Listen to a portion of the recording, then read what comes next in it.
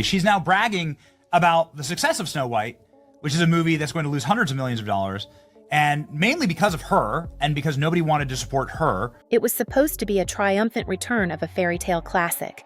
Instead, it became a $250 million train wreck.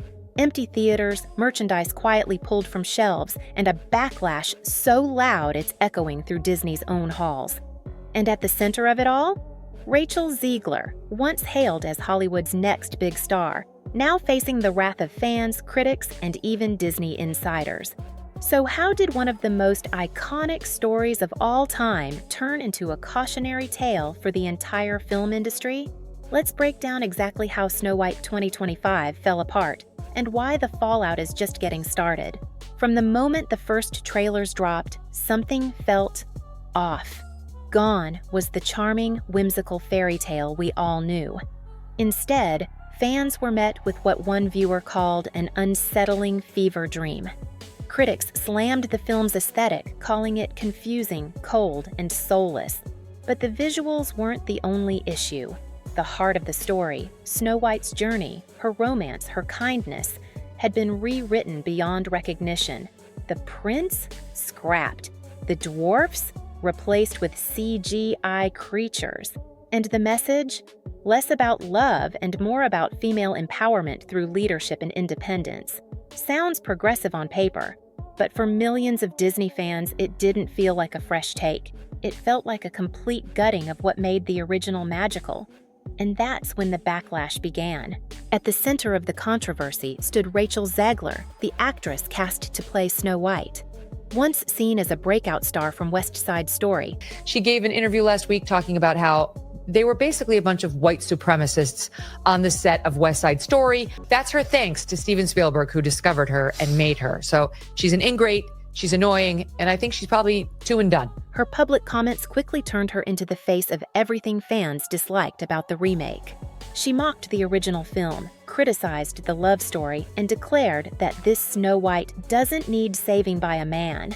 In another interview, she demanded to be paid for every single hour she wore the costume, stirring resentment among those who saw her as ungrateful for landing a Disney lead role. People have real problems and no one gives a shit if she got paid for 17 instead of 18 on her multi-million-dollar salary, which is not calculated by the hour. So she just encapsulates everything that most of us cannot stand.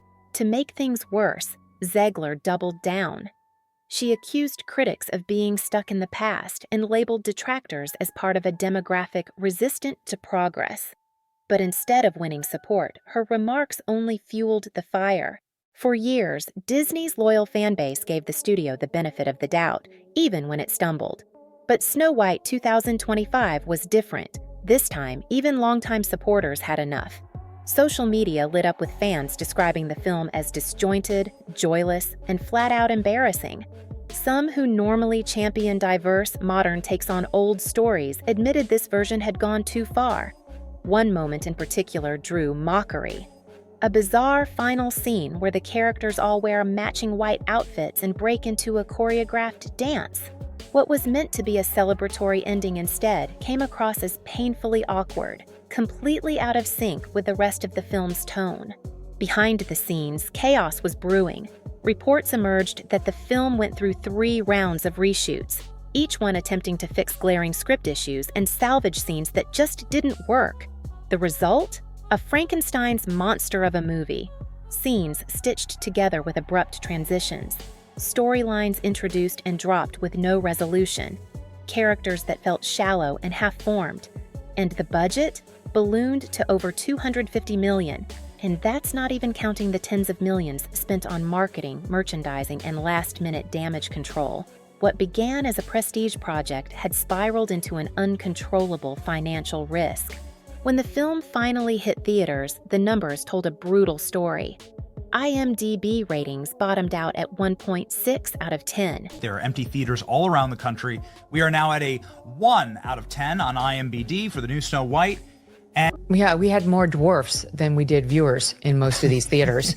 And as you know, there were no dwarfs other than some CGI weird generated version of them. Some theaters reported more dwarfs on screen than people in seats.